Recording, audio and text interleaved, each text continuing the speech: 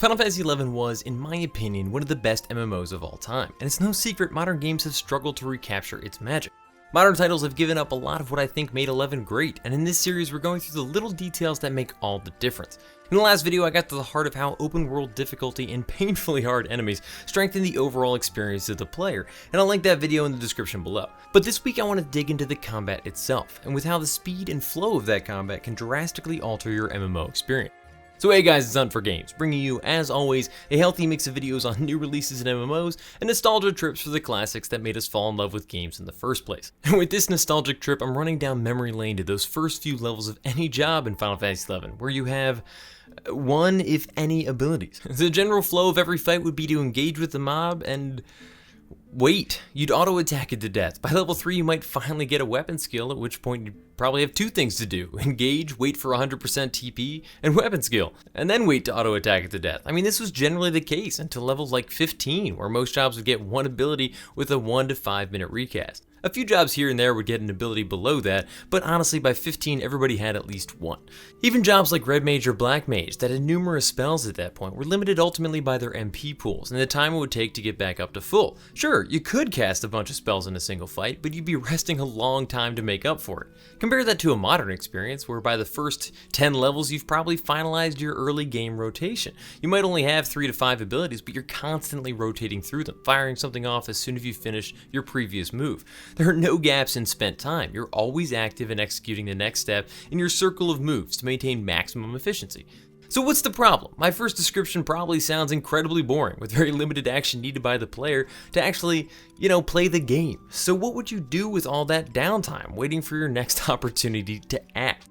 Usually I'd chat with the party about the game, about real life. I'd chat about what we're excited about with the jobs we're leveling, about where we can move once someone levels, about what our next step is in the game. Modern MMOs keep you constantly engaged, always active, and truly skilled players can use that to advantage to separate themselves from the pack. And while that's not bad, it doesn't leave a lot of time to type out a message, and honestly even voice chat can be distracting from that perfectionist flow. Final Fantasy XI was designed in such a way that choosing when to use your abilities, the timing of when to fire off weapon skills or spells, was far more important than using them as soon as they were up. It made it feel less like a rotation that you executed on and more like a carefully deliberated choice that you made as a player, but not just alone, as a group. Because this was a crucial decision for Final Fantasy XI as a multiplayer game, and one aspect of gameplay that basically drove my love of the experience for years to come, the concept of skill chains and magic bursts.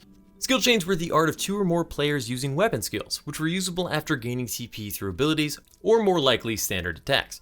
To work, they had to be used in a certain order and with carefully calculated timing to cause additional elemental damage. This skill chain could then be magic bursted on by mages if, again, timed correctly with spells doing insanely enhanced damage to the enemy if appropriately bursted. This allowed for more efficient use of MP, faster kills, and just all around, honestly, a good time. But it also made the use of comparatively few abilities, 2 weapon skills and a spell across 3 players, suddenly an engaging group activity.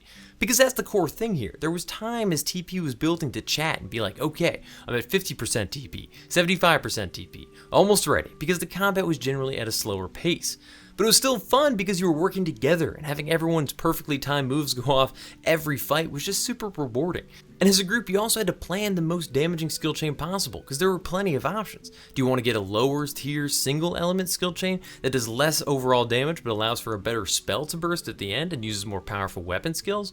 Does one player sacrifice their own damage by using an inferior weapon skill to have a larger overall skill chain damage and magic burst output? Do you let the Black Mage set the whole damn thing up with an ancient magic macro, hoping against hope that you actually get TP in time to achieve it? This coordination was key, and honestly to this day hasn't gotten old. It also meant that parties were generally more interesting than soloing, as creating solo skill chains was difficult and rare, usually unique to specific jobs, which, by the way, also created a sense of uniqueness with those jobs, something you could be excited about and strive towards. I can do things that normally require a party. Isn't that cool? It made me want to level Samurai or Blue Mage to see those distortions and lights all on my own. It was freaking awesome, but I'm getting off topic. The key factor here is that with very few abilities, Final Fantasy XI still managed to reinforce player interaction and coordination. It was so beneficial it just happened naturally. and players were excited to get back to it again and again. There were other reasons to communicate each fight, links entering the fray, level ups opening up new opportunities, but at its core was this concept that working together was better than working alone. Not just because it was faster XP, but because it was literally a more enjoyable and engaging experience. And everything about the game was designed to support that. Not only the time in between your own actions, but the enemies too. Enemies would gain TP from attacks performed on them, and especially from spells cast. If players focus too much on attack speed, or blowing a bunch of spells off at once and not working together, it can actually be detrimental to the sustainability of those fights. Enemies would respond to the increased activity with more TP moves, sometimes devastating in how much damage they could inflict. Because of this, there was always that careful balance of doing the most efficient damage possible while not feeding them too much TP. In some ways, there wasn't really anything you could do to adjust that, but it just reinforced that you should slow down, figure out how to best do the most damage with the fewest attack, work as a team. This overall slower play allowed players to better understand the fights as they were happening too. It just keeps getting better. You could understand what moves the enemy was using and the effects they'd have on a party, reacting and countering their effects if necessary. To this day, I know certain enemy moves and their status effects throughout the level ranges. Crab's defense boost, evasion down from bats, it goes on and on. But by keeping the battle at a sane speed, players could react to those effects as necessary and continue to control the flow of a battle. White mages could learn to expect certain detrimental effects and observe those moves in the chat and on screen. While many modern games, you might say, still have similar concepts, effects and abilities are firing off so often, it's difficult to follow what's really going on sometimes, and usually not necessary anyway. Only on boss fights is it usually important to understand the mechanics of the enemy. But back in the days of Final Fantasy XI, any crappy turd rabbit had the potential to ruin your party's day. Many games these days have sacrificed that interdependency to make it easier for players to hop in and out and be replaced at will. While this means it's easier to hop on and get stuff done quickly, you do miss out on some of that cooperation which I love so much. And like I mentioned earlier, this was just one more way that jobs could differentiate themselves in 11, making one more appealing than the other. Different jobs had different amounts of effort involved in terms of abilities and spells available, and how they should be applied in a single fight. A job like Monk didn't really have a ton going on. Sure, it had a lot of abilities, but honestly they were mostly long recasts and you just kind of fired them off whenever they were ready. But something like Thief had a lot of movement and low recast abilities would have to use every fight. Right mages would have spells going almost constantly, while a black mage might fire off only a couple spells each encounter to maintain MP and keep their enmity down. There were options within the system of the game for players that wanted more or less activity, but even the most active, there was still time to chat out a few sentences on the keyboard. Because that's what I keep coming back to, time in between actions to communicate with other players. Modern games, I usually feel like that if I stop to chat, I've slowed down the group, so I just sort of save my comments for the end, like some sort of presentation.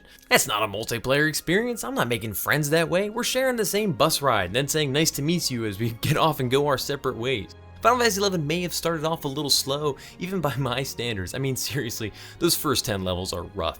But it allowed you to pay attention to your enemies. What are they doing? What should you watch out for? What did these moves do? You start to understand your world more because your character didn't have much to figure out yet. You only have one thing to do, so what's going on outside of you?